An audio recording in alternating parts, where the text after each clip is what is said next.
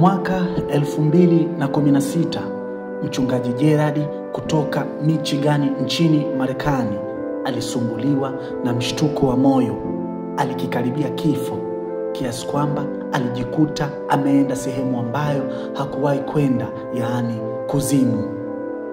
Kwa maneno yake mwenyewe anasema, "Ndiyo, kwa hakika nimeona kuzimu ya kweli. Nilipokuwepo kule, sitaki hata maadui zangu waende. Kwani sio kuzuri. Sijali mtu alinifanyia nini. Siwaombei kabisa waende kule. Nilipata tu mshtuko wa moyo na roho yangu ikaacha mwili. Nilidhani nitaenda mbinguni maana niliwatendea watu mazuri." Mchungaji aliendelea kusema, "Mimi ni mshauri mzuri juu ya mambo ya kiroho. Naenda chini kuzimu.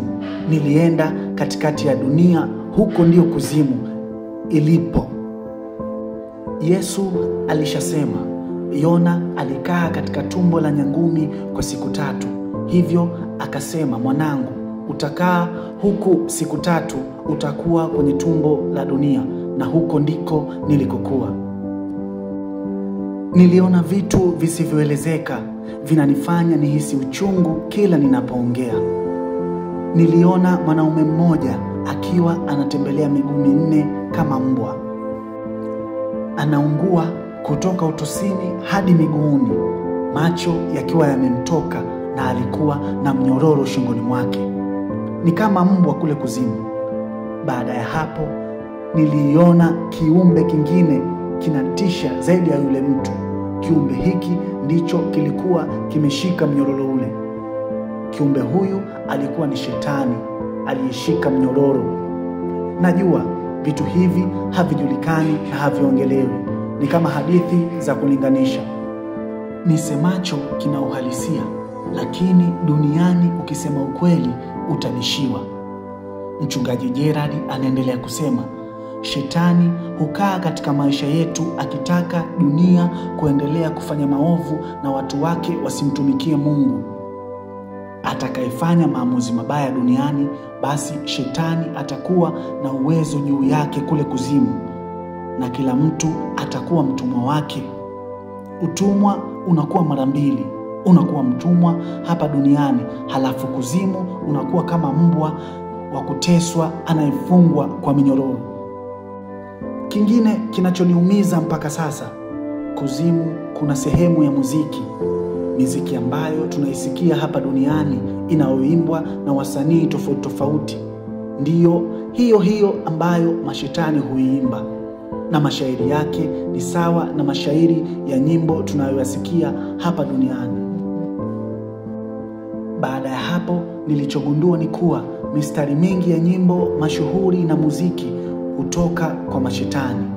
Nilisikia nyimbo nyingi za wasanii kama vile Rihanna na nyimbo yake ya Umbrella, pamoja na Bobby McFerlane na nyimbo yake ya Don't Worry Be Happy. Hizi ni kazi za muziki zinazotumiwa kuzimu kwa ajili ya mateso. Ni nyimbo ambazo mashetani walikuwa wakiziimba na wakikosea, lakini ndio nyimbo zilizokuwa zikitoa maumivu sana kwa watu. Wakati wasanii wanavuta bangi au madawa ili wajihisi na mzuka wa kuandika mashairi, kuachana na vitu vyote hivi, kujisikia vizuri, kupata mistari ya moto na swags, melody na flow, hapo ndipo wanapojiunganisha na mashetani. Kuwapa mistari hiyo ni kama wanaomba msaada kwa roho hizo. Mchungaji Gerald anaendelea kusema, mashetani huwapa mistari hiyo kwa lengo la kutawala watu duniani. Ndio maana muziki ni kama kitu cha kwanza endapo mtu atataka kusahau na kuyakimbia maumivu. Kuna kauli tata katika nyimbo hizo kama vile, usiwe na wasiwasi, furahi, maisha mafupi, kula ujana, nipo chini ya mwamvuli. Anaendelea kusema, kuzimu kila wimbo ni mateso. Utaulizwa, hukumwabudu Mungu kwa njia ya muziki ulipokuwa duniani. Kwa hiyo ni kama ulipata nafasi ya kumwabudu kanisani, nyumbani, na kumwabudu kupitia muziki. lakini ulichagua kumwabudu shetani. Kwa kurudia nyimbo hizo ni kumshawishi shetani kuja ulimwenguni. Kuna watu wapo kule kuzimu kwa sababu ya muziki. Muziki unaongoza sana watu. Anaendelea kusema, nikamkasirikia Mungu, nikashangaa vipi haya mambo yanaenda sawa upande huu wa kuzimu na wewe upo? Na niliponyanyuliwa kutoka kuzimu na kurudi duniani, na Mungu akaongea na mimi. Nilimuona Yesu halisi akaongea na mimi akisema, umechanganyikiwa sirini na watu wangu wanaokuumiza, na ulitegemea nitawaadhibu watu wanaokuumiza? Hawa sio watu wako, hawa ni watu wangu. Nataka ushughulike na kazi niliyokupa. Nataka kufanya kitu kupitia wewe ambacho ulimwengu haujaona. Nimeona kila kitu. Licha ya kuwafanyia vizuri watu, niliwapa kila kitu, nimewapa vingi vizuri. Ila kuna kitu nilikuwa nacho kwenye moyo wangu, ni kuto kusamehe watu walioniumiza na kunifanyia vibaya. Mtu ambaye hasamei ndiyo mtu ambaye amesahau mara ngapi amesamehewa. Katika makala hii, swali la kujiuliza ni je, kuzimu ipo kweli? Mchungaji huyu anasema, Mungu hampeleki mtu kuzimu, ila watu wanajipeleka wenyewe kuzimu.